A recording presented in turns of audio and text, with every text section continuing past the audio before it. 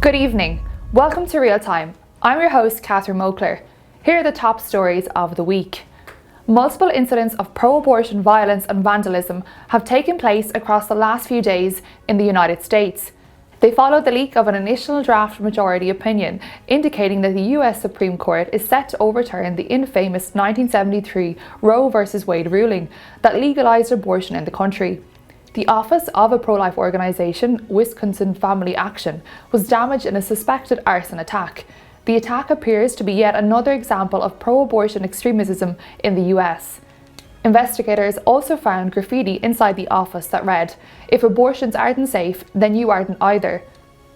A number of Catholic prominent churches have also been targeted. Commenting on these incidents, a SPUC spokesperson said, "We must never forget that abortion is violence against women and unborn children. We should not be surprised then that apologists for such a violent ideology sometimes turn to violence to intimidate pro-lifers." In the US state of Alabama, unborn children are legal persons but not outside the womb. The human embryo and fetus are recognised as a child and legal person, at least in certain contexts. District Court Judge Jill Parrish Phillips ruled in favour of the defendants, Mobile Infirmary and the Centre of Reproductive Medicine, on the grounds that in Alabama, an embryo is legally considered a child person only if located in the woman's womb.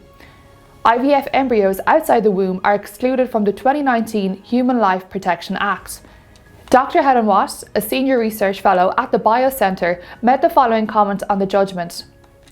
"This ruling is very concerning. The location of a child should make no difference to that child's legal personhood. IVF is itself destructive of life, treating embryos more like disposable products than like the young human beings they are. However, that does not mean that distressed parents should have no remedy when their surviving embryos suffer harm."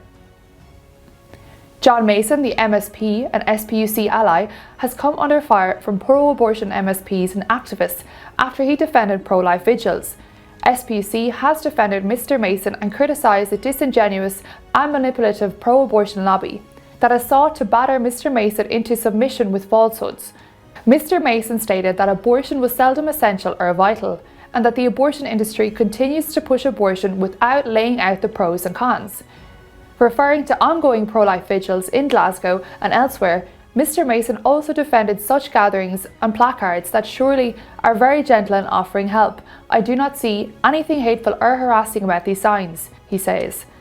SPUC's Michael Robinson, Executive Director, stated, "There is a staggering lack of argument and honesty from disingenuous and manipulative pro-abortion apologists who've sought to batter John Mason into submission with falsehoods." The online giant Amazon have announced that they will pay staff substantial travel expenses for abortion as part of a new benefits package in the United States. It comes after several US states passed pro-life laws restricting abortion, saving thousands of unborn lives. Amazon has told its US staff that it will pay travel expenses up to $4,000, including for abortions that are not locally available. This decision was made in the wake of new pro-life laws such as the Texas Heartbeat Act, passed last year, which has already saved at least 11,000 unborn lives. SPUC has described Amazon's new policy as profoundly harmful, which will ultimately deliver countless more women and their babies into the profit-hungry clutches of the abortion industry.